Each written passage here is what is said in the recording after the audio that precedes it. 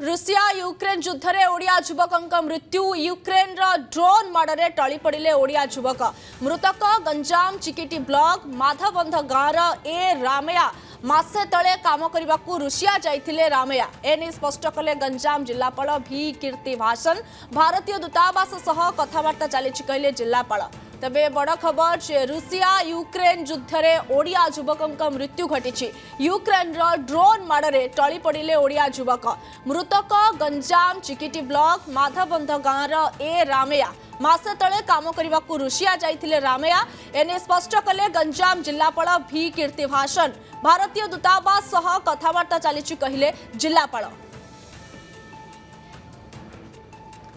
तेज संपर्क अधिक सूचना आम सहित फोन लाइन जोड़ी होती चिकिटी प्रतिनिधि संतोष प्रधान संतोष वर्तमान समय ये रुषिया यूक्रेन युद्ध मध्य ओडिया युवकर मृत्यु घटी यूक्रेन ड्रोन माड़े ओडिया युवकर मृत्यु घटी कौन सब सूचना आसूची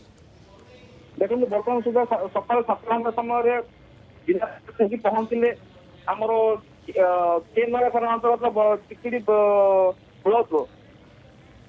ब्लॉक आम माधबंध ग्राम में आसी पहुंचले घर सांत्वना बेले सहित सहित कथबार्ता है परिवार सहित कथबार्ता जोगाजोग होगा से